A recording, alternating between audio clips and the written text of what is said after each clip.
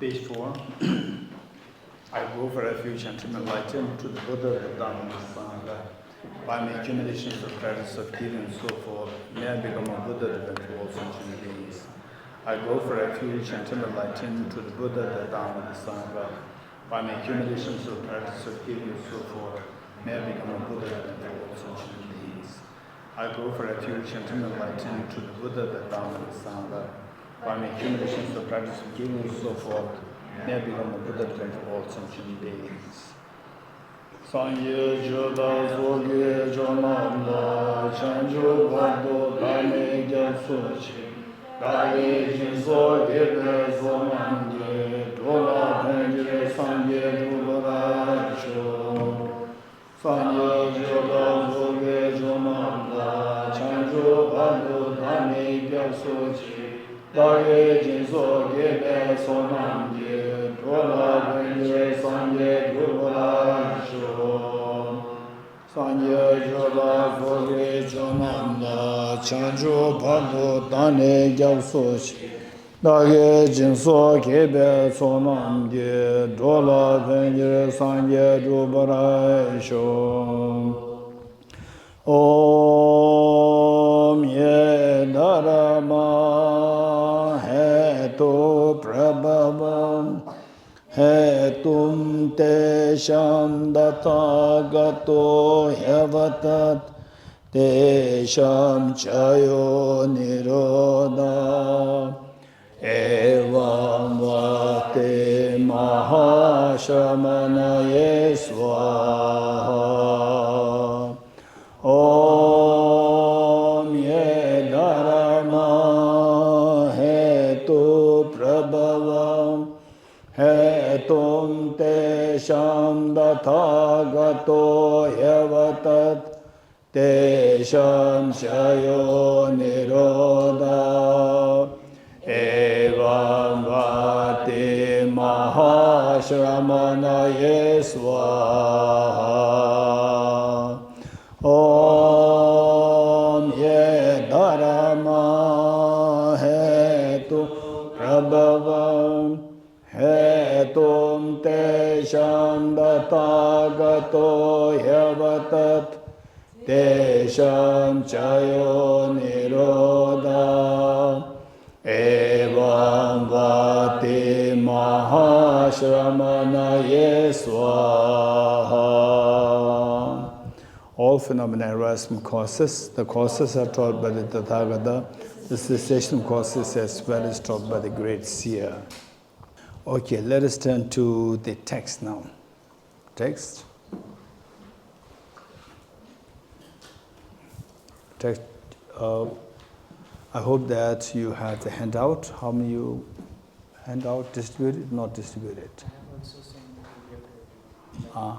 The PDF. Yes. What about the handout? Everybody has a handout, right? You're looking. Yes. Okay. Okay, so basically what we need to remember, this is in a way, we succeed, we sailed through. I thought that how will we succeed in doing this text, because this text is already like third level. The first level is where the basic introduction, and second about emptiness, and then only then we can go to this. So I was a little apprehensive, and then particularly there are many newcomers. So in a way we did well. It's I would say even newcomers, you did well. We get some idea. We already got some idea. The basic framework of what is, the why this the wisdom of emptiness is important. And then what exactly is wisdom of emptiness, what is emptiness, and now the fine-tuning. So for that, let me quickly recapitulate what we did before. So first of all, the first thing that we need to keep in mind is the first thing, just see if you agree with me, that we have some aspirations in the mind. I want this, I don't want this. And this is how we began. Everybody has this aspiration. Yes, no. Yes, we all have this aspiration. Okay, some people, the aspiration may not be too big. Okay, I just want a food and place to stay. That's good enough. Some people have a big aspiration. And the same person who seems not to have any big aspiration, if exposed to the correct information, correct environment, even these people have, because they have the Buddha nature. Not that they're inferior. Nobody's inferior. Everybody has the potential. But given that with the say, correct information, correct environment, if somebody's asked, what is your aspiration? Okay, to minimize my miseries to zero and to maximize my happiness, if possible, to infinity. Okay, how many agree with me? How many agree with me that this is the real? Okay, this is how we began. Whether you are into dharma, non-dharma, it doesn't matter what religion, this religion, that religion, it doesn't matter. Or believer, non-believer, no, it doesn't matter. So we all seek this. This is the reality, number one. This is number one. Then the next is that do we have the so the first one is our aspiration, your aspiration, my aspiration, and the aspiration of all the beings, number one. And see that if it resonates with your thinking. If it doesn't resonate, you can ask, and then you can think about it later. If it resonates, then what are you doing? That's of some benefit. So the next question is that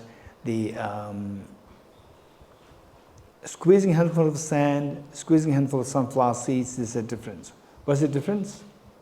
Okay, very simple. Tell me, very quick, to save time. What's the difference? So what potentiality for what? No water, no. Okay, just say complete, so that it's quicker. So the sand does not have the potentiality for oil, whereas the sunflower seeds have. If you don't have the potential, no matter how much you squeeze, nothing will come out. So whereas, do we have the potential for that miseries be zero and that happiness is infinity? Answer is yes. But it doesn't mean that you're convinced. But the Buddha said, yes, it is there. And when the Buddha said, it's not that, oh, you are following me, you are a Buddhist, so you have it. Non-Buddhist, you don't have it. You are the chosen one. No, this is not the connotation. Everybody has it. But our job is, okay, at least we got the information that we have this potential. Now next is, how do we know that? This next question. How do we know that? So for this, in this book, there is the short text composed by Arya Nagarjuna in praise of Dharma Damdul. In this book. Many of the important texts are in this book, compiled here. So this is a real treasure. So many people actually use this book almost every day to read something important from this book. So in praise of Dharma Damdul. That's the short composition by Arya Nagarjuna about how each one of us, we have that potential for infinite happiness and with zero suffering. So this is the end. So now if we have the potential, why is it not manifest? So look, we have to very systematically go to understand who you are. So why we don't experience it if we have the potential for the infinite happiness and fearlessness? Why don't we experience that? So this potential is hidden by defilements. Gold, when mixed with the mud, you don't see the gold. It doesn't mean the gold is not there, but the gold is not visible because that is obscured by the mud. Likewise, our potential is obscured by the mental defilements. Okay, that also makes sense. Now next, how to remove these mental defilements? You have to resort to a remedy. So what is that remedy? The remedy is determined by the nature of the defilements. Nature of defilements, we come to realize afflictive, cognitive, and afflictive, contaminant karmas, afflictions, and finally Okay, usually we don't use these things, these materials for garbage, right? For blessing the spider. Okay, and not touch the floor. Yeah. Okay. So spider is fine, as long as it doesn't bite us. It will not bite us. Scorpion, very dangerous. If you touch it, it can bite you. Scorpions. But don't touch it. Don't touch it. Let it also listen.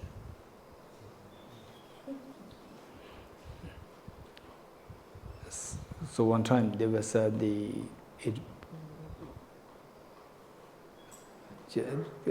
in one place there was not butterfly, moth.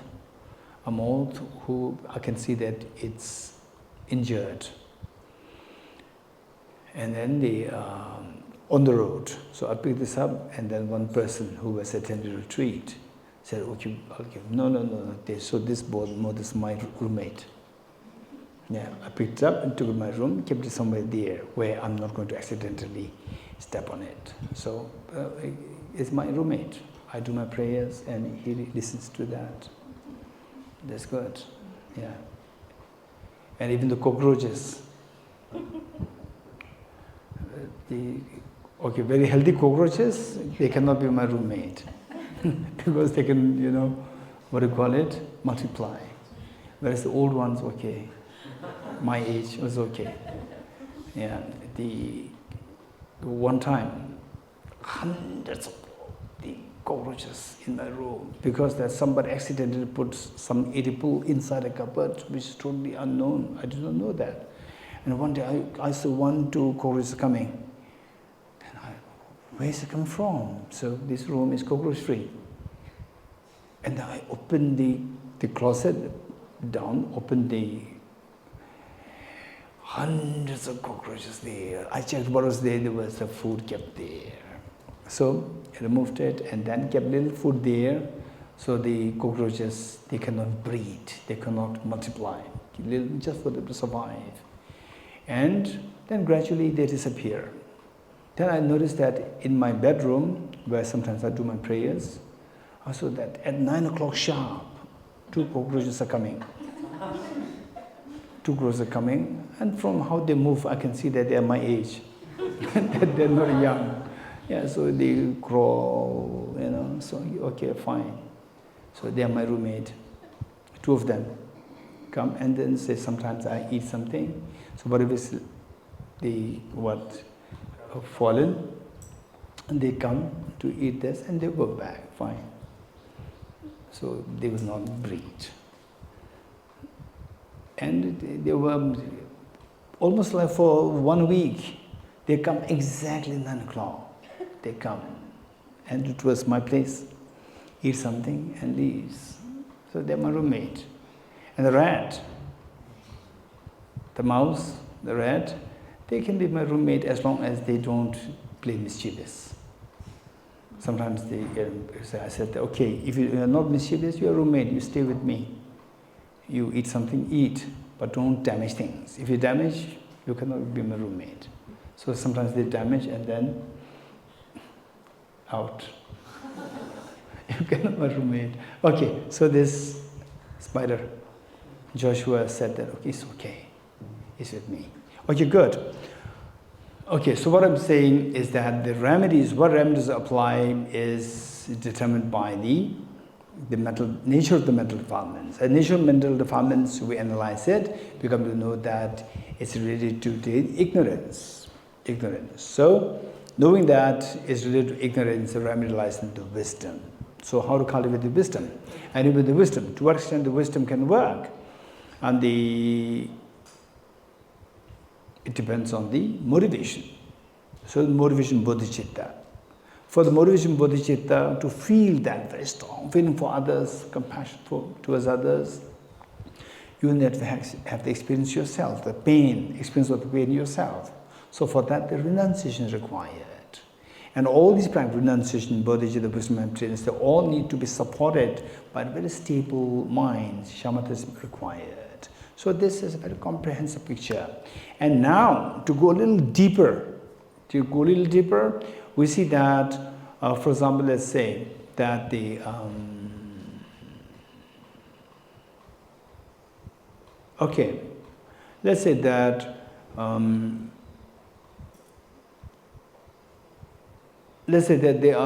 there are some big, you know, the mold or big, but the insects or whatever they have been. Then even the people who are not too fast, even these people can catch them.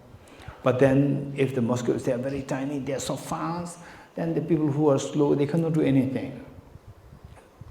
So likewise, our mind is like that person who's going to catch the negativities. The remedy is also mental state. So that remedy is supposed to remove the mental defilements. So that remedy can be very slow, gross, or very subtle remedy. And say, so then comes here we are talking about the Mahamudra.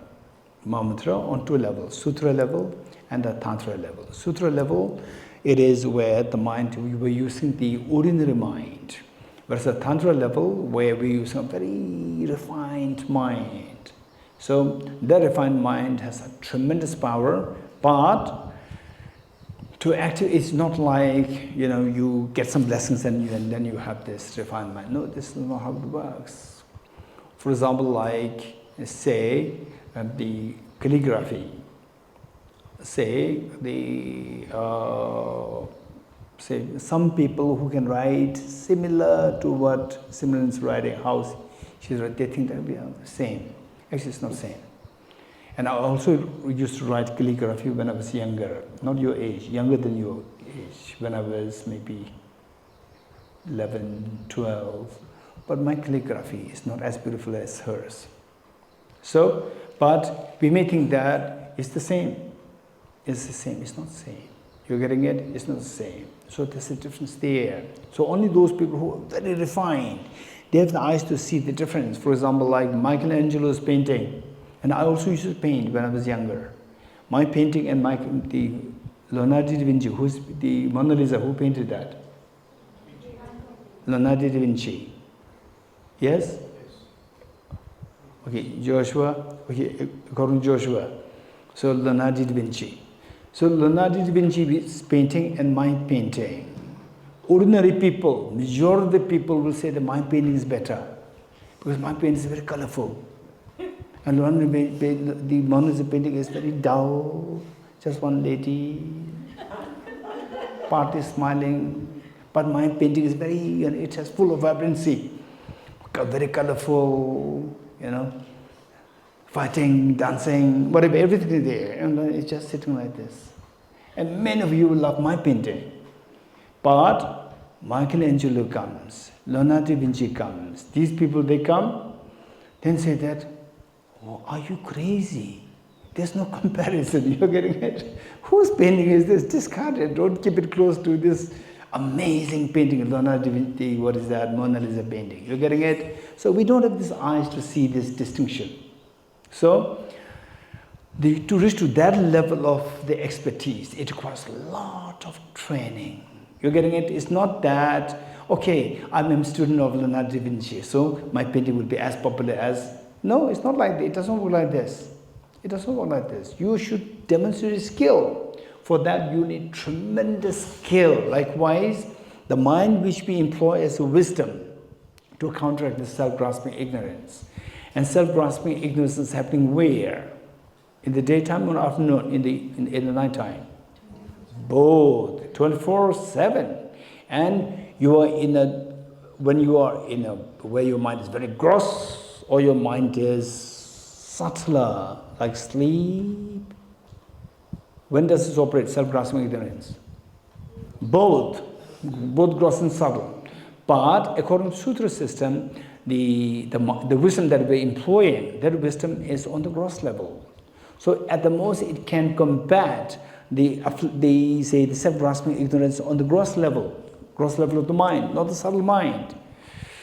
So what attracts miseries to us, what attracts pains, the fears, and so forth, is not only the self-grasping ignorance on the gross level, but also the subtle one. So till you eradicate the one on the subtle level, you cannot attain Buddhahood, attain full awakening. So for that matter, we need the remedies on both levels, gross and subtle.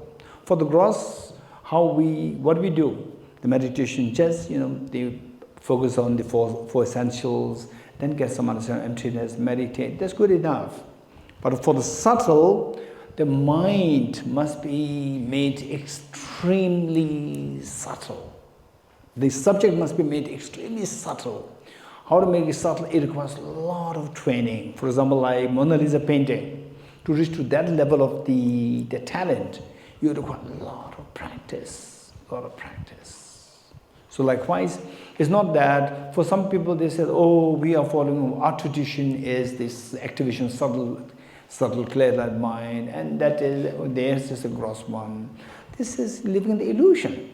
It's not about tradition. It's about how much you are dedicated, how disciplined you are. Your mental discipline is missing.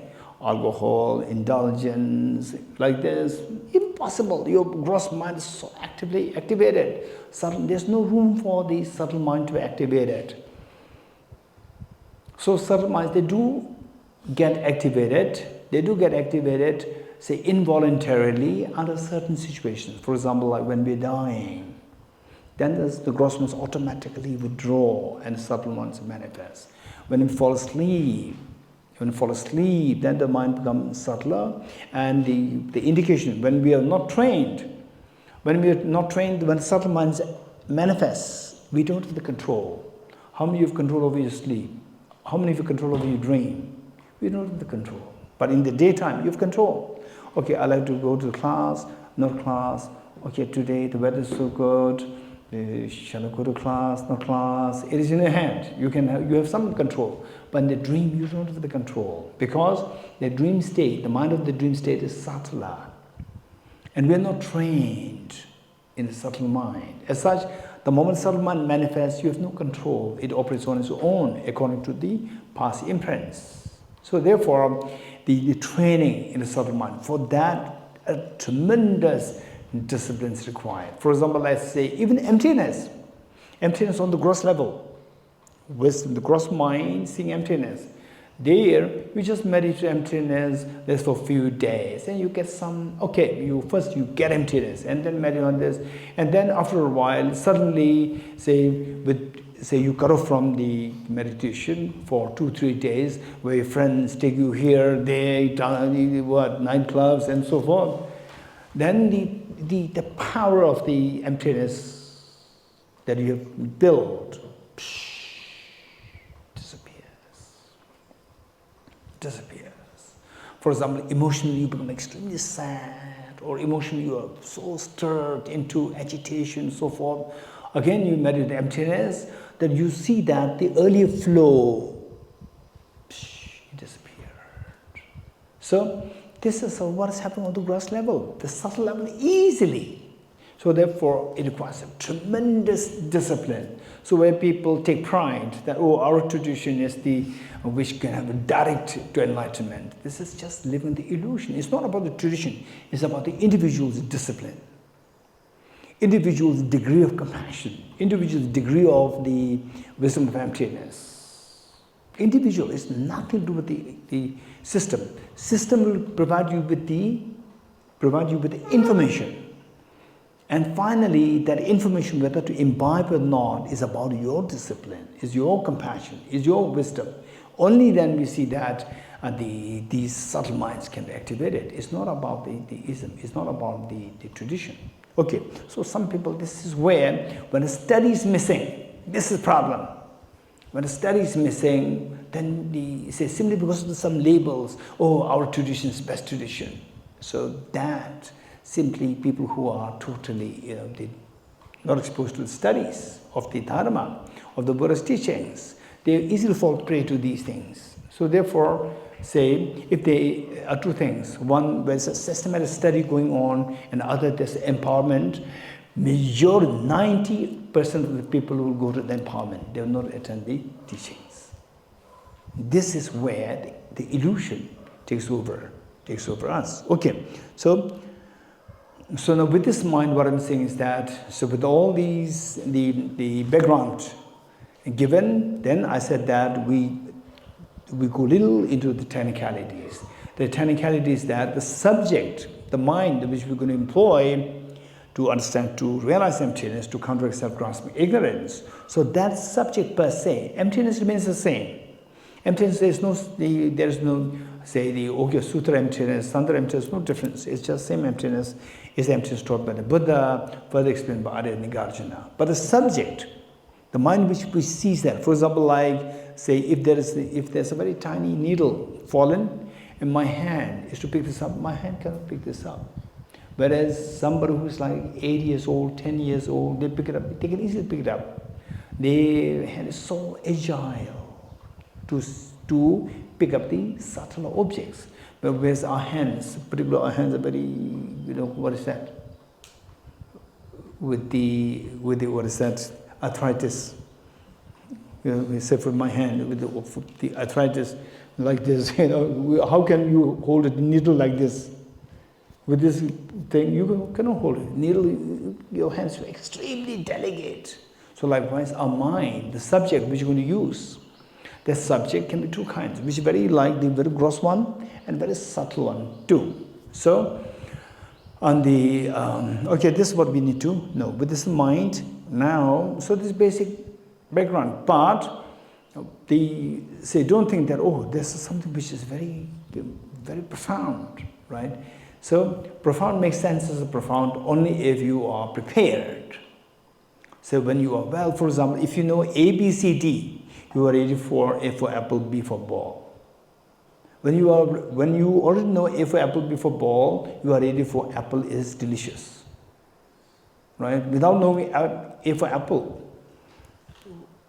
without knowing what is ABC, for people like us, impossible to understand apple is made for atoms, electrons, protons.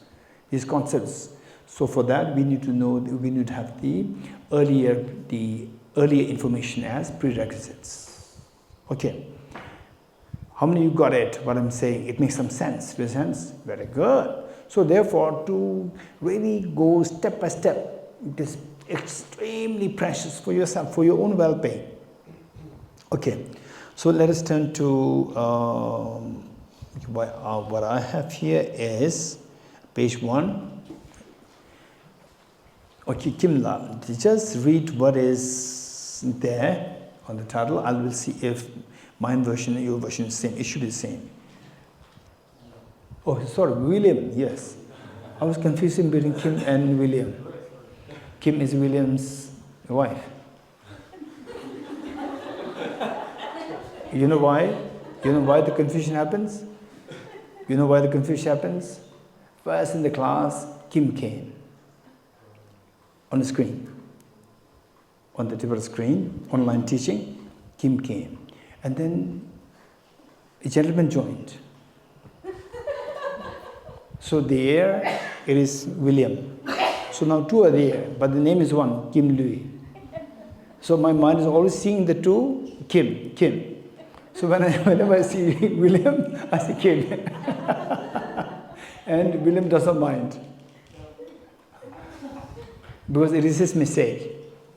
On the screen, he should have written William and Kim, or Kim and William. He didn't write that. He kept Kim all the time. Okay, yes. Discussion between self-grasping and the wisdom arising selflessness, arising out of the identification of the nature of basis, path, and resultant modality. Continue reading. Continue reading. I prostrate to the useful and Geshe, the meanings of the excellent thesis. Okay, this is perfect. We are on the same page. Good. Thank you. Okay, so what we do is that I'm not going to read the commentary. You getting it? I'm just going to read the root text. I'll explain this and the commentary. You read it on your own. And in the process, if you find something very interesting in the commentary or you want clarification and so forth, then you discuss in the group. And you really need more explanation, and you say your group they agrees that it should be brought on my table, bring them on the table. Okay, so it says, a discussion between self-grasping and the wisdom realizing selflessness. Okay, from this topic, now you'll see that, okay, now we are ready. I'm quite amazed. In 3 days, you are ready. So this is 4th day? Yeah. How many more days? So Saturday, Sunday, Monday, Tuesday, Wednesday. And then 5 days. 5 more days, including today, excluding today? Yeah, Including today. Okay. So we have done a pretty good job. The thing is that, say, the discussion between the self-grasping ignorance, okay, now we get some idea that, okay, so in fact, I see everything as object real. For example, like the flower. The flower, it appears as flower, not as mental projection, but as from the object. But in reality, it's nothing but made of atoms. How many agree with me? It's just made of atoms. And if you have to see the atoms, the flower will disappear. It will not come to your mind. You agree with sense? Good. Now the question is, where is this flower? Where is this flower? Which I earlier saw, where is this flower? This question, okay, if this question hits you hard, okay, now I go too deep on the atomic level, I'm thinking that the flower exists from the object. From the object, now I see I really reached the closest level, at the atomic level, and the flower is no more there. But I invariably saw, undeniably, I saw a flower before. Where is this flower? If that hits your mind, and you feel that, okay, don't make a very quick decision, it's mind. Don't make a quick decision. You're getting it? Because this is more intellectual. Intellectual, very precious. But once you get the intellectual, don't stay with the intellectual. Intellectual must be translated into your experience. So you challenge yourself, you ask yourself, where is this flower which I undeniably saw, and which we all undeniably saw? Where is this flower? Ask this, and if this little uneasiness coming, it's okay. Last time I did mention this, if the uneasiness is like degree, what's it, 0 to 10, if it hits 7 or 8, then don't stay there. You have to discuss with your teacher or someone who's very experienced, who well-read, experienced, compassionate. You have to meet such a teacher and you have to seek the help. Okay. So, otherwise, if it is below 5, 0 to 10, below 5, this agitation, no, the uneasiness, or little, but what is that experience? That your basic belief is shattered. You feel like groundless. So when that happens, if the degree is from 0 to 10, if it's like less than 5, it's okay. You're very fortunate, because that it is actually not that your being is shattered. The chronic disease in believing objective reality, that has been shattered. This is very positive. The root of your tears is shattered, it's getting shattered. But you feel as though like you are getting shattered. Okay, so with this in mind, then the next question is, okay, so in my mind, so when the Tenzin Pirula also asked, and I think this girl, okay, Chelsea or Aditi, one of them said that, I know these things intellectually, atoms and so forth, but emotionally it doesn't let go of the perception of the objective reality. Oh, this is good, this is bad. It's still coming. Okay, so it's still coming, meaning this is ingrained. This means ingrained, and this is not helping us. It's not helping us. It is harming us. All the tears, all our sadness, all our pains, they are given rise to by this. Now, we see that, okay, this belief is being shattered, is questioned by our 3-day session. 3-day session, it's being shattered, okay. So it's being challenged. Where is this flower? Where is this person who identifies Dorji? Where is this person who identifies as Carl Tenzin Sherab or Bhumikaji. So where is that person? I see the ad. Okay, so do you know this lady's name? What is her name? No. Bhumikaji is her name and Bhumikaji. Yeah. Dorji is her name. Okay, so with this what I'm saying is that now our belief, self-grasping ignorance is saying that no, hey, the things are there, things are objective there. So, and then the wisdom is gradually coming in 3 days. But when you go to South India, meeting with these scholars, don't say that we studied this text in 3 days. You're getting it? And don't even say that I studied this text. Right? Okay, don't ever say that I studied this text. The moment you say I studied this text, then they'll say that, they'll say, wow, that's amazing. You're getting it? And then don't let them ask the same question. Remain dignified, maintain dignified silence. You're getting it? Then they just remain like this. And the person cannot predict who you are, that you've studied for 3 days. Right? They study for 30 years. No, not like having a good meal, sunshine. No. Minimum 10, 12 hours of study, debate, meditation, memorization, all these, we'll multiply that by 10 years. Okay, so, but I would say still, it's not to discourage us, but this is, we are very fortunate, even though within a short amount of time, we're still learning this, and it's all because of the Thosamling nunnery who provided this space for us and who suggests this text. And not initially, so before I came to Thosamling, I got a sense that this text is too heavy. It requires many layers to be introduced. So okay, now we're glad we finally came here. So now, self-grasping ignorance, and with these 3 days of learning, say our mind, that this self-grasping is being questioned. That do things really exist objectively? Question. So which means new thought process coming. Okay, how many agree with me? New thought process coming. Okay, do things really exist objectively? In a sense? Very good. Okay. So the discussion between self-grasping and the wisdom realizing selflessness is not outside.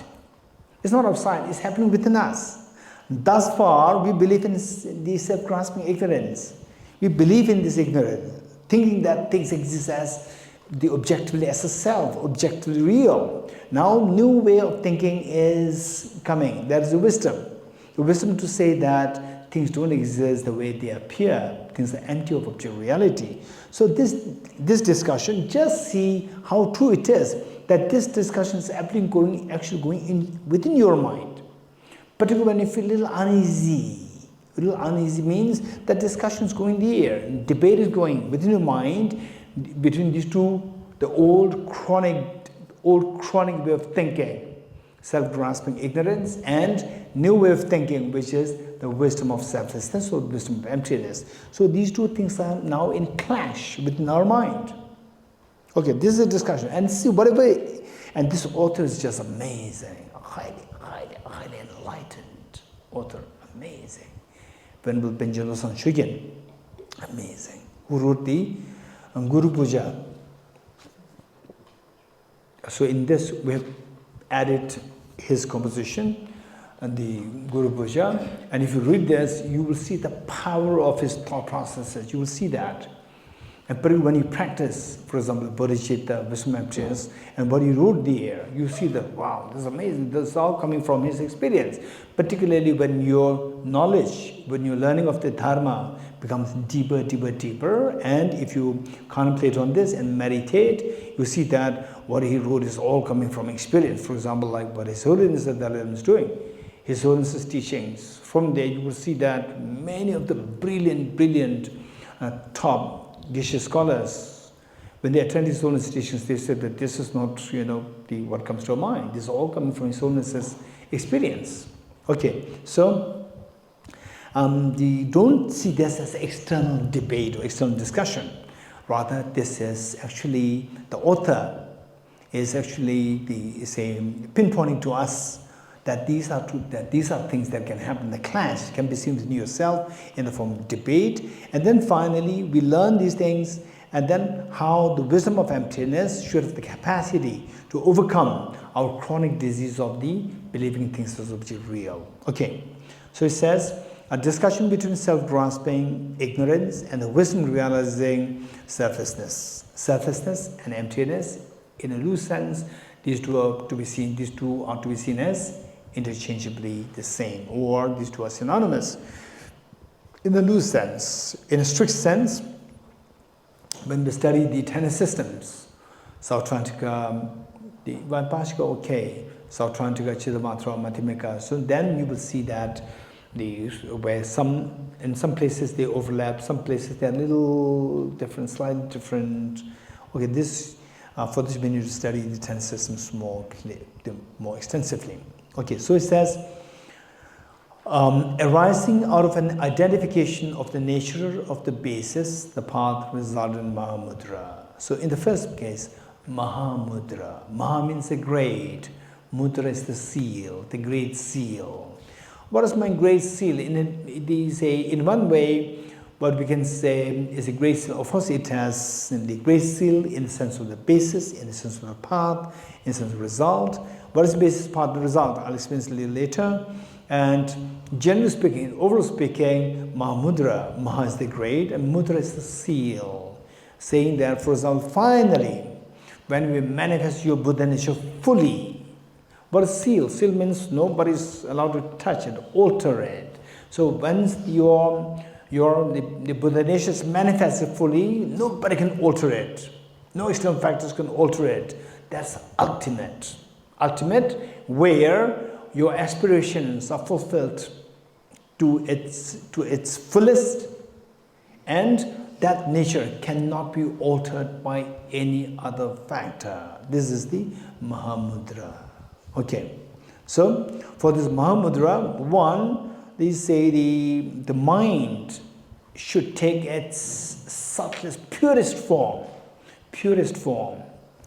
like the gold. Gold, what are the great different grades of gold? 14 karat, 10 karat, 18 karat, 24 karat. Maybe, I don't know, 24 one is the best. I don't know, anyone, any idea?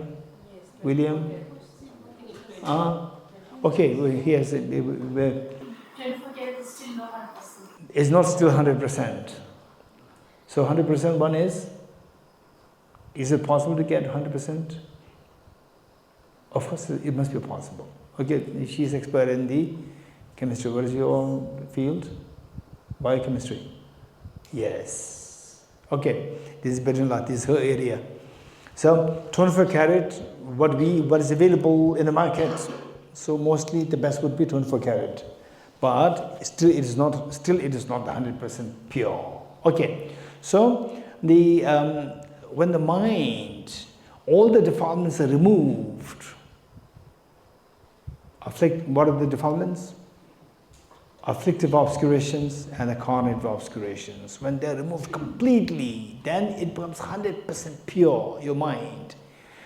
Once that is manifested, nothing can alter it. That is like the seal, and the Maha seal, great seal. Great seal, why great? Because all the goals, all the aspirations that you have in your mind, total fearlessness, infinite happiness, is achieved, is the great seal, Mahamudra. So the text reads, I prostrate to you, and okay, why these two topics are there? One is discussion between self-grasping and the wisdom of realizing emptiness, and on the other hand, the Mahamudra. What is the connection with the two? Connection with the two is that through our understanding, the debate or discussion between these two things, we remove this confusion. That is the conflict or the friction arising out of these two things. Your new way of thinking, the wisdom, and old way of thinking, the chronic disease of self-grasping ignorance. When will the conflict end? When will the conflict end? self-grasping ignorance is going to be defeated. When that is defeated, then the conflict start to end.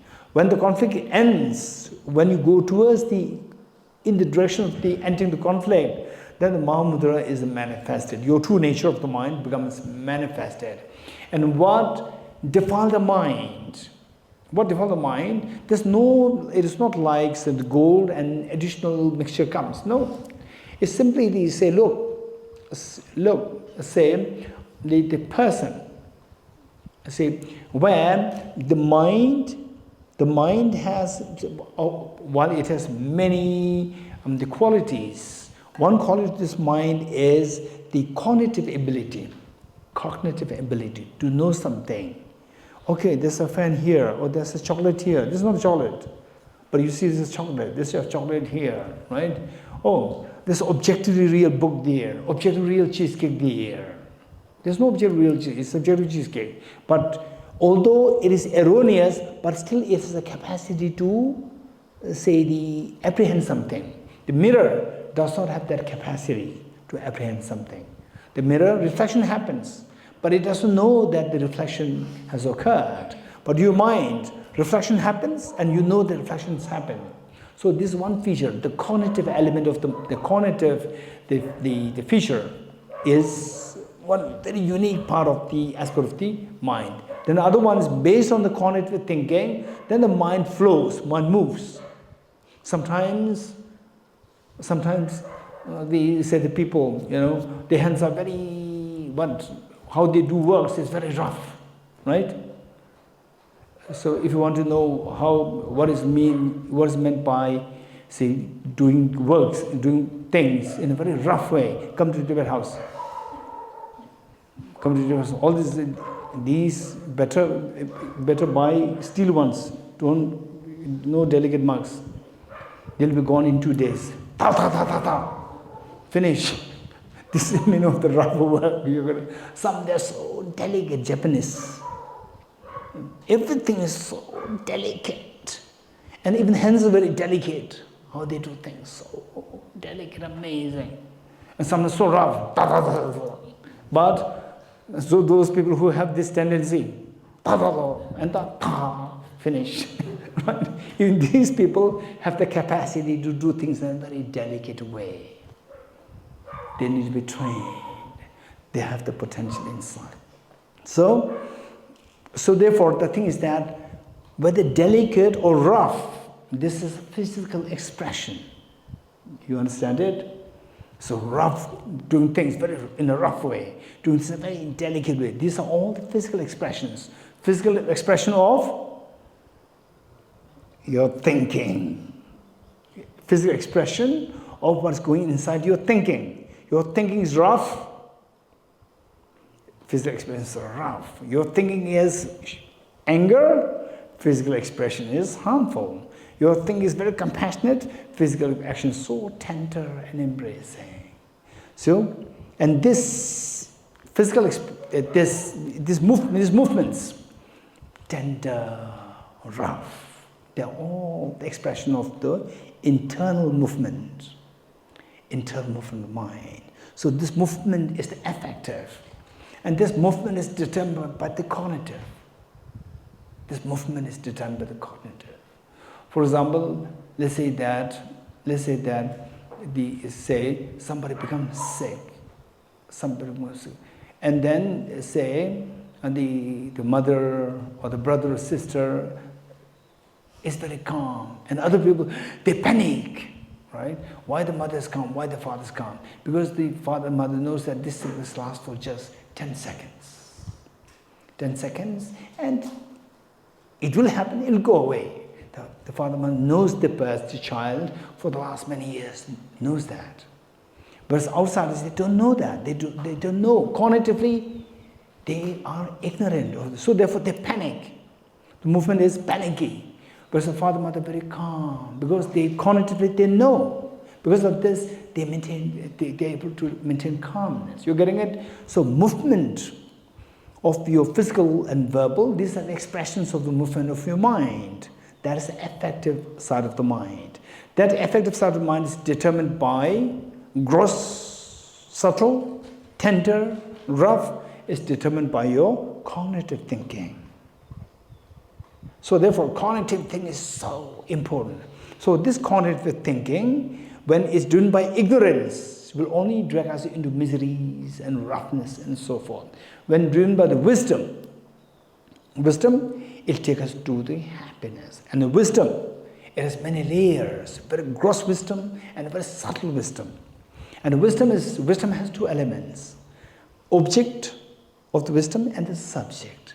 The mind, which, for example, let's say that, okay, this very delicate painting, and my hand is very dirty, and I grab the painting like this. You getting it? Oh no. Whereas the painting is extremely delicate and your hand may be very dirty, then you wash the hand, make it very clean, and then touch it. Look. So the painting is the same, but what grabs at the painting is different. One is very rough and one is very tidy, clean, tender. So likewise, the wisdom, again, is determined by how profound wisdom is determined by the object and the subject. Object can be very gross to the subject. For example, like the water. Like the water, say ordinary people see this as water, and the particle physicists would see this as electrons, protons, neutrons, which is subtler. A same object, but seen one way, it's seen in a very, as water, one way it's seen as a just pool of electrons, protons, neutrons, which is subtler. Electrons, protons, neutrons, subtler. So it's the same object. Likewise, so the object, how you say, okay, the best would be, it's fine, keep the dog there, don't touch, and he will feel bored. Don't touch, he'll feel bored, he or she. So she'll feel bored, don't touch, keep it there. Either she will sit or she will leave us. Okay, she will first, and don't touch. If you touch, then you are provoking. Okay, don't touch. She's saying, touch me. Right, don't touch. Just keep listening. Look, look now. Hey, Gendu, don't touch. Don't call. I said, don't touch. The moment he interacted, she left towards him. Don't touch, and see how she behaves. Don't touch. She'll feel bored, I'm sure. She'll sit for some time and then she'll leave. Don't touch. Now look, drawing attention from everybody. Don't touch. Don't speak. Let's see how she behaves. Okay, because I'm talking, she's coming to me. Okay, now don't look at him. Don't look at her. Don't touch, don't speak. Okay, good. Now what I'm saying is that object, if you see the subtlest object, and the mind, subject is the subtlest. So subtlest object is known as objective clear light. Look, she said down. Don't touch. Good. Okay. Subtlest object is known as objective clear light. Subtlest subject is known as subjective clear light. You getting it? So when these two clear lights meet, that is the subtlest of the wisdom of emptiness. Subtlest object is known as objective clear light. Subtlest subject is known as subjective clear light. What is the objective clear light? Emptiness. Emptiness is intrinsic reality. And the subtlest subject is the subjective clear light. These two meet. That is the subtlest of the wisdom. That is the capacity to get rid of all levels of self-grasping, ignorance, and stains. Okay. So that mind, where the subtlest object and subtlest subject, these two meet, that mind in its fullest form is the Mahamudra, ultimate Mahamudra. Maha is the great, Mudra is the seal. Nothing can alter it. Sealed. Okay, good. So now the debate and the Mahamudra, there's a correlation. So this debate is to take us to this understanding. In a way, this debate between the two, self-grasping and the wisdom of emptiness, is to tell us that finally you have a very important, and you have incredible treasure, manifesting of which will make you to experience what you want, which is Mahamudra. You're getting it? Okay. So with this mind, now let me read the text. Okay. Okay, never touch it. Don't touch it. Don't touch. Don't touch. Don't give any attention. Okay. I prostrate to the youthful Manjushri. So this is a Tibetan text. Usually, okay, I don't want to go too much into this. So invoking the blessings of Arya Manjushri, and then go down the next. So you see what is root text and what is not root text. Do you see that? You see difference? Okay, the font is different. So next, I prostrate to my guru, the extraordinary deity. So finally, they say the Lama Tsongkhapa, when he became incredibly great teacher. Say all over Tibet, he was so renowned, and then he was wondering whether his realization, and he a gifted scholar, a gifted practitioner, yogi, and then he wanted to check if his realization is the ultimate understanding emptiness. Then he informed this to Arya Manjushri to check if he realized emptiness properly. Then Arya Manjushri said that not yet, provided that you create these three conditions, you realize the final reality very soon. So the three. The first one is to make a very fervent supplication to your guru to be seen as indivisibly one with the deity. Deity meaning, for example, like deity is the manifestation of the highest enlightenment, Buddhahood. So like for example, like say what? Shri Guru Samaja or Shri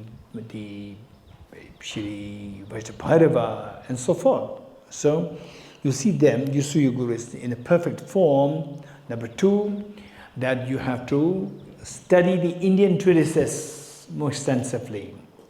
Indian treatises on emptiness more steadily. And then finally, engage in the act of purification and accumulation of merit. So if these three things are intact, you are soon going to experience the emptiness in its purest form. So this was the prophecy made by Arya Manjushri to Lama Tsongkhapa. Okay. The next, the pledge of composition. The basis, path, and the resultant Mahamudra. This is an identification of their nature.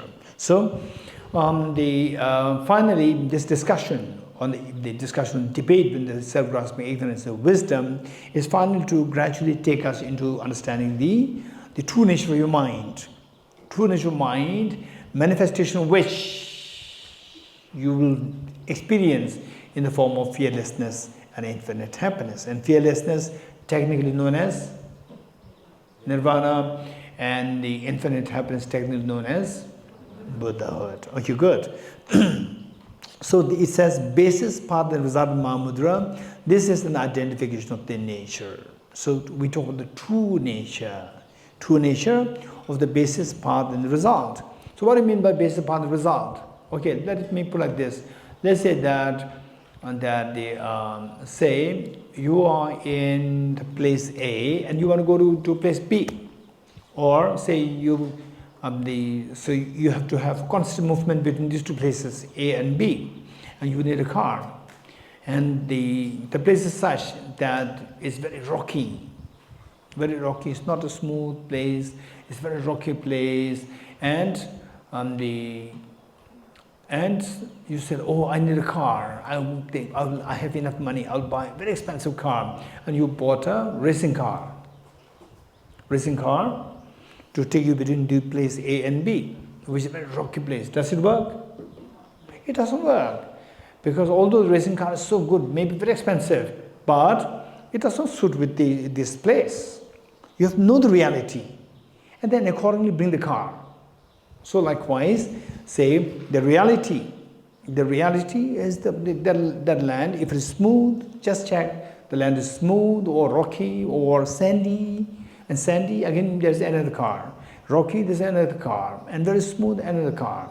So you have to know the reality. On that basis, then, for even the road, if you are to build a road, say, if the road is, if the place is high, sometimes very high, sometimes very low, and then would you make the airport runway on this? No, it's going to be very expensive. It's going to be very expensive. You're getting it? It's going to be very expensive. So the point is that accordingly you need to make something. So knowing the reality, on that basis then you create a path.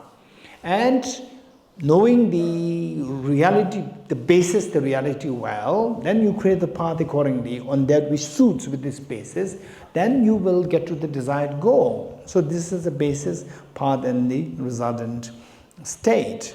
And the Mahamudra, so now the author is going to quickly explain each of these, the Mahamudra of the basis, Mahamudra of the path, and the resultant Mahamudra. Or the next. Okay. The clear elucidation of the explanation, explaining the Mahamudra of basis, path, and result. First, explain the Mahamudra of the basis according to the Sutra system. Now that we have already done the basic background information, why the wisdom of emptiness is required, number one. Number two, okay, tell me. Let's say the question, why the wisdom of emptiness is required? Anyone? From what we've learned thus far? Anyone? Anyone? Why we have to study, contemplate, meditate on the wisdom of emptiness? Why? Why? Anyone? Anyone? Anyone? Anyone? To see reality. Why you see reality? Why? So that we can then counter our afflictions. Well, how? By removing these afflictions and to see the true nature of things and finally get nirvana. That's amazing. Thank you. So don't trust my face. Right?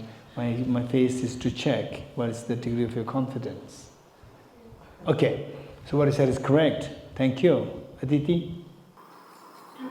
It's the remedy to our self-grasping ignorance. It's a remedy to self-grasping ignorance. So? Why? Why self-grasping ignorance should be remedied? Why?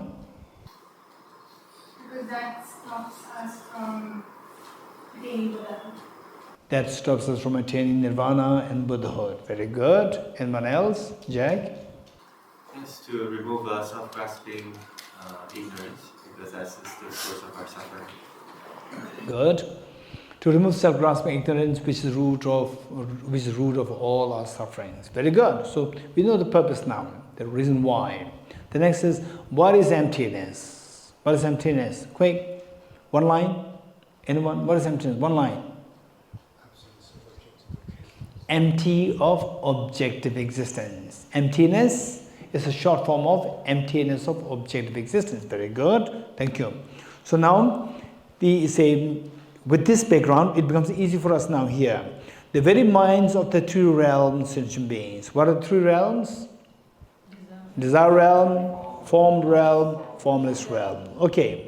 So the minds of all finally, you are happy, not happy, you have attained Buddhahood, no Buddhahood, samsara, is all about your mind. So therefore the mind is, the Buddha said that, I would suggest that all of us, we should read Dharmapada. We must get this Dhammapada. And the soft copies easily, you can download for free, very easily. Dhammapada. There are several English translations. And English translations, they're very good translations. They'll be very, very, when you read them, don't read them like a novel. Read them and contemplate. Read them and contemplate and try to relate this let's see that you read 1 or 2 verses. Then try to say the whole day trying to contemplate on this. Just think about these on the 2 verses or the 3 verses. Just try to think of these verses. Okay, so where Buddha taught that in the opening passage, the Buddha taught that the mind is the chief and precedes all phenomena. If with the impure mind one acts or speaks, miseries will follow like a cart following the ox. Again, in the second, the mind is the chief and precedes all phenomena. If with a pure mind one acts or speaks, happiness will follow like the shadow following the person. So this is very powerful. Just read the Dhammapada. That's going to help us bring a shift in our cognitive thinking, and then at least for some days, or we'll leave a very positive imprint within the mind to see the reality of life, because we live in the illusion of life. Illusion, like on the Facebook and Instagram, and then you see these things, with filtered photographs. We live in the illusion. We live in the illusion, and then you say you in a hotel or restaurant. I don't know whether it's your food. You don't cook, right? So in the hotel, you take a photograph. Even that, you filter it and send it. That's amazing. The food, right? So many of they filter that. I tell people, don't filter it. Keep it as it is. Particularly your food that you have cooked. If it doesn't look appealing, it doesn't matter. Send it like this. Let the people know the reality. That you're a good cook or bad cook, it doesn't matter. Okay, so people filter it. And the real food is very different. Okay, so find the mind. So it says, the very minds of the 3 realms sentient beings, and specifically one's own very mind, all the minds of all the sentient beings, and your own mind, since time beginningless and non-abiding. Okay, so non-abiding, this in Tibetan, this is tenme. Okay, so it is like, say, the no beginning, and so no beginning, and also say there's no solidity there, from whence ignorance came into being. So the ignorance within us, our true nature is so pure, but ignorance is always with it. Since primordially till today, ignorance has been always with it. Where the mind is there, ignorance is there with us. Meanwhile, so it sounds so negative, it sounds so pessimistic. Ignorance is always with us. But the positive thing that is indicated here, from whence ignorance came into being, have been abiding naturally with the mind's nature. Okay, so you can keep it like this, or you want to change a little bit the translation. And whence ignorance came into being, the mind's nature have been abiding naturally. The mind's nature, the last part, you can bring it up. The mind's nature have been abiding naturally. So that way it becomes clearer that where a mind is there, ignorance also has been there. Meanwhile, the true nature of mind is also with that. The true nature of mind is also with it. What is the true nature of mind? True nature of mind, so here, they can be thought of in 2 ways. One is the emptiness nature. Emptiness of mind as the true nature is always there. So if you identify this, if you discover this, then ignorance will go away. Although it has been with us since time immemorial, but it will disappear the moment you discover the true nature of mind. So the true nature of the mind which you are to discover is always there with us. You can have access to it anytime you like, so that ignorance can be eradicated. This is one. Number 2 is the true nature of mind is like, say, the water. The water. Okay, tap water is drinkable, not drinkable. Tap water. We suggest not to filter water. Okay, tap water is not drinkable. Tap water is not drinkable. It's for taking shower or not for drinking. Okay, tap water. Okay, how many of you have seen Yamuna River? Yamuna River? How many of you have not seen Yamuna River? Okay. Hey, Min, not. Min, Mob, no. Tim. Yamuna River. This amazing river. This is the only river that I've seen in the world, that I've seen in the world, where you can directly drink. Directly drink. Why? Why laughing? Tim, it's between Tim and me. Right? Yamuna River is the one which I've seen in the world, which is only where you can drink the water directly. It's very clean. I'm joking, it's not clean, it's very dirty. And now almost everywhere, except for some places, almost every country, the water is now polluted by the industries. Very dirty. So this dirty water,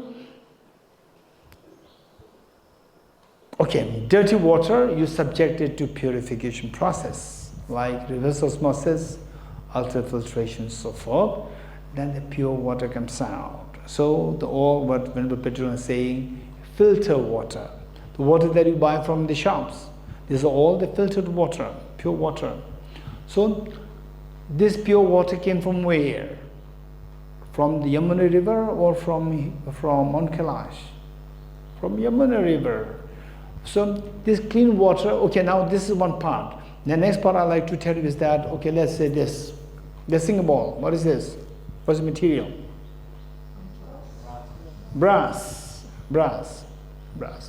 Say, I've seen a golden singing ball somewhere, and I want this to be a golden singing ball, made of pure gold, not 24 karat, 100% pure gold. Okay, so with the water, however dirty the water is, subjecting it to the purification process, it can become very clean.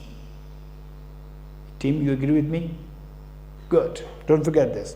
Now, by the same logic, so this brass, I want to make this absolute pure gold, like the very absolute pure water. From the dirty water, pure water is extracted. From this brass, I want to extract gold out of this. So what I do is that I remove the brass particles. Remove the brass particles, what happens? Tim, it becomes gold? It becomes gold or not? Tim is thinking of changing the number of the protons to make it gold. Is that what you're thinking? Yes. Don't think of that. It's very expensive. You're getting it? The gold that you get, and the procedure would be billions of dollars, and the gold that you get is in $1 million. It's not cost effective. So the best is to remove the brass particles. Remove the brass particles, will it become gold? It will not become gold. What will happen to the singing ball? The singing ball will disappear. You're getting it? Okay, now tell me the difference. With the dirty water, however dirty the water is, removing the dirt through the purification process, clean, very pure water comes out. With the singing ball, remove the brass particles. Instead of the singing ball becoming golden singing ball, the brass singing ball itself disappears. What's the difference? Where lies the difference? Anyone? Where lies the difference? Shubham? The nature of both the things, like this is brass, that is clear. That's just extra dirt. That water is not clear. I know, I've seen the Yamuna River, it's not clear. Yeah, so, but Yamuna River is actually clear, but it's not actually clear. You go there. It's because of the extra stuff which is there. Okay, what Shubham is saying is actually clear, actually meaning he meant the true nature. However dirty the water is, Yamuna River is, the true nature of the Yamuna River is always clean. Whereas this singing ball, the true nature is not gold. So when you remove the brass particle, you are removing the true nature of the singing bowl. When you remove the dirt from the dirty water, you are not removing the true nature.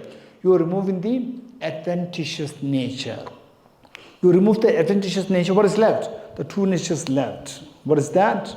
Purity. The pure water manifests. You're getting it? So likewise, our mind is not like the singing bowl, it's like the dirty water. However dirty our mind is, however defiled our mind is, the true nature of mind is so pure. Extremely pure. Okay. So that pure, the true nature of the mind, in that sense, the purity, that is the true nature of the mind. So true nature of the mind can be understood on two levels. True nature, conventional true nature of the mind, and the ultimate true nature of the mind. So conventional true nature of the mind is like the purity, pure water, pureness of the water. And the ultimate true nature of the mind is the emptiness of the water. So these are the two things. So the text says that where there's a mind for us ordinary beings, since time immemorial, where there's a mind, ignorance also travels with it. It's also accompanied by the ignorance. But the good news is that alongside the true nature of mind, which is so pure, is also there. You're getting it? It's also there. So therefore, there's a hope for us. Although ignorance is always there to torture us. But if you discover this true nature, which always accompanies your mind, then the ignorance will be eradicated. The sad thing is that we never put effort to discover the true nature. It's always with us.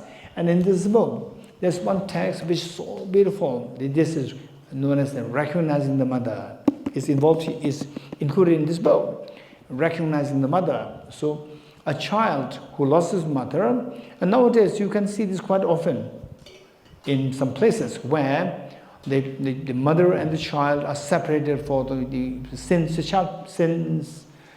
child is just a toddler or a baby, separated, and then later the child grows older in 20s or 30s and going in search of the mother, finally meeting the mother, biological mother. You know about these things? Nowadays it's quite commonly seen there. So there, this text is exactly like that, recognizing the mother. So where the emptiness is referred to, your emptiness, empty of mind, empty of yourself, this is referred to as the mother, your mother. And although it is with you, but you don't recognize that. You don't recognize it. So as well, you have lost the mother. So now you are in search of the mother, emptiness of yourself, emptiness of the mind. And then finally you see that, oh, if I meet with the mother, so what happens to, how many of you had that experience? How many have been to boarding school? Raise hands. How many have been to boarding schools? Atiti, 2, myself 3. Oh, no. Jack? No. Not boarding school. Day school. Yes, boarding school. Hiroshi? Day school. Boarding school, day school. Not boarding school. Okay, so which means those who didn't get the chance to go to boarding school is ill luck. Those who do not get a chance to become day scholar is ill luck. So both have plus and minus, both. So the boarding school, I think that 1, 2, 3, myself 4, and anyone else? 5, 6. Okay, so let's say that 5 of us will hopefully agree that in school like 8, 9 months, and then after that winter holiday, let's say winter holiday or summer holiday, whatever. And then the winter holiday comes, and then you meet your parents. Every cell relaxes. Yes, you agree? Agree or so? Okay. So therefore, I'm lucky I said that I hope you will agree with me. I don't say you will agree with me. The boy there, you agree with me. Aditi, huh? So these people are pampered people. You're getting it? Those who say so, most likely they are pampered. Huh?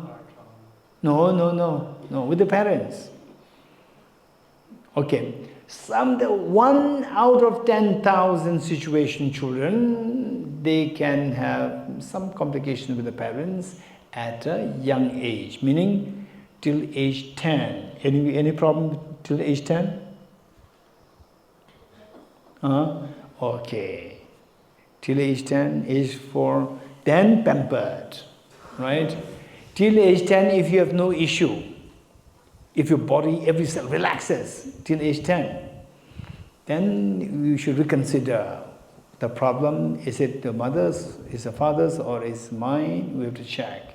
Okay, whereas those people who are day scholars, you have never had that experience where you come home and your every cell relaxes. It's amazingly pleasant feeling. You have never experienced that. Okay, this is the unfortunate thing.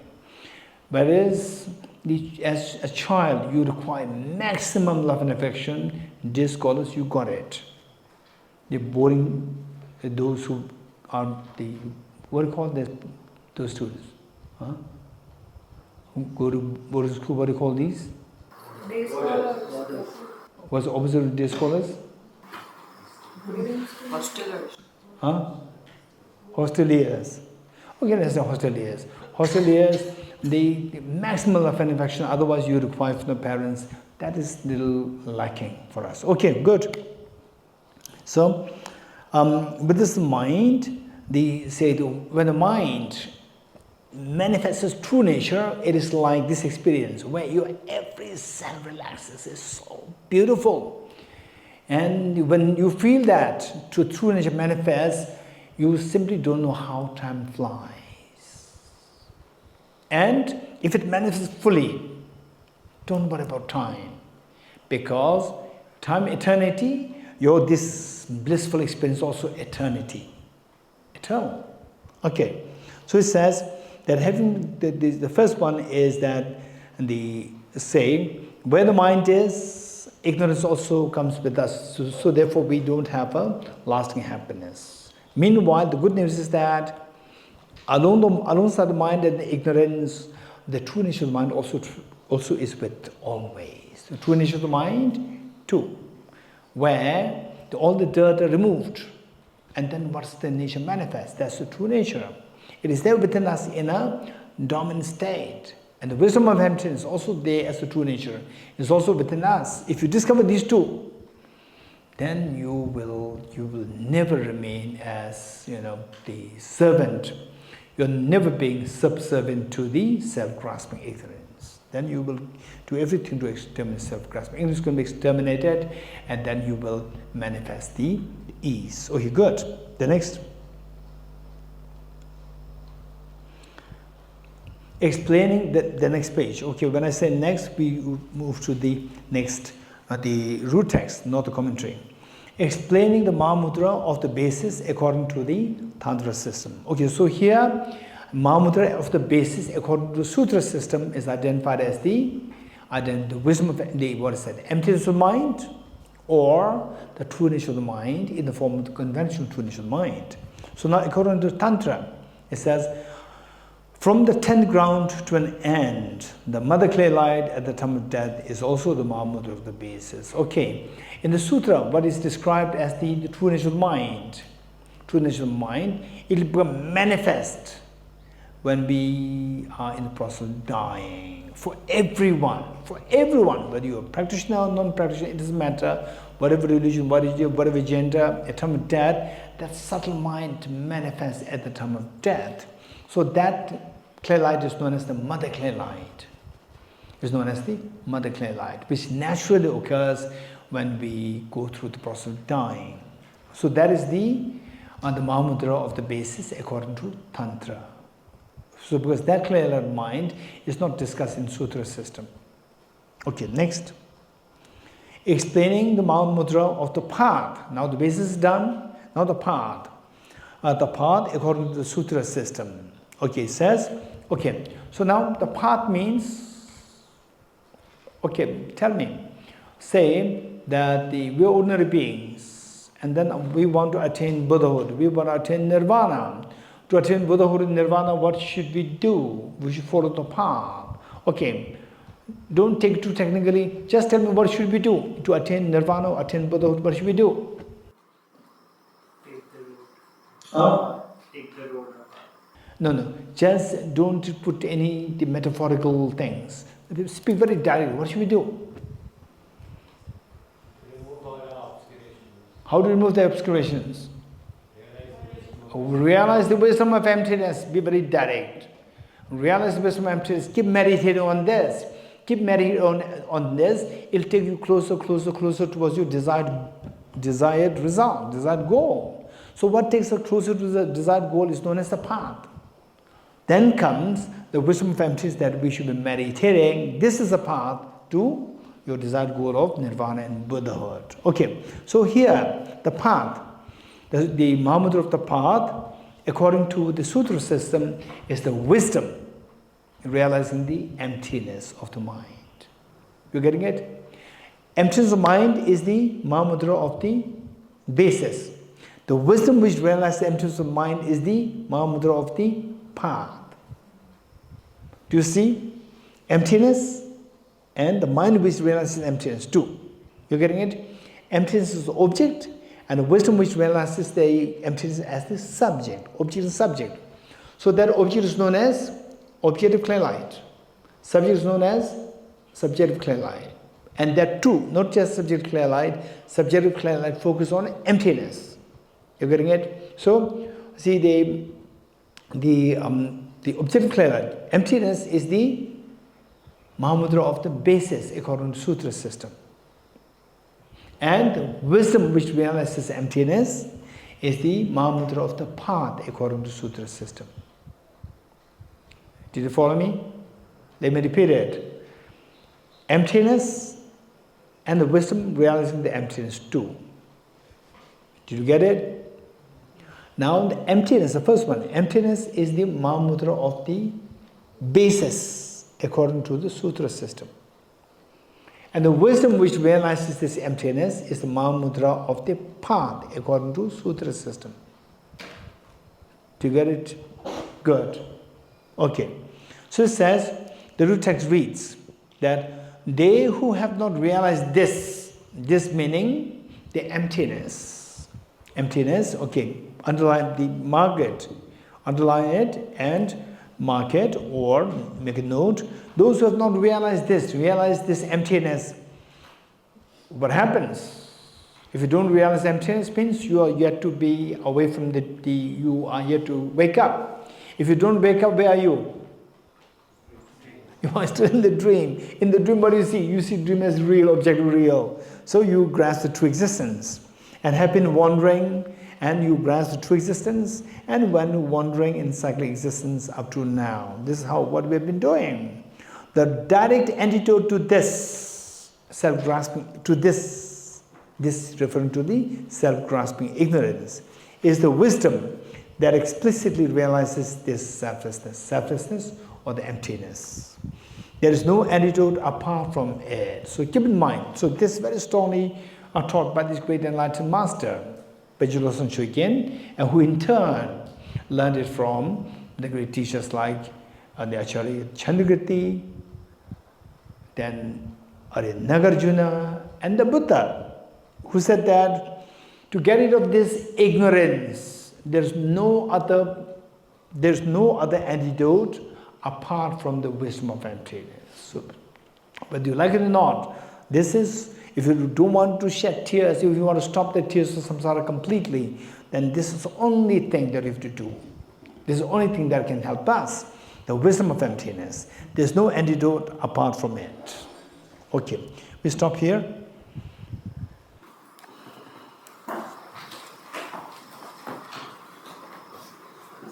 Just to clarify, the Mahamudra of the basis according to the sutra system, so that is the subjective. No. Emptiness. Just emptiness. True nature of the mind. Okay. Buddha Shakyamuni chant.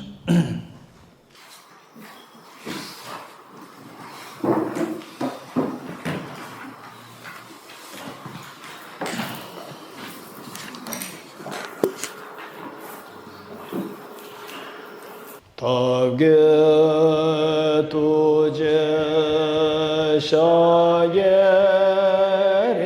so tron shenge meto dege bonjomba serge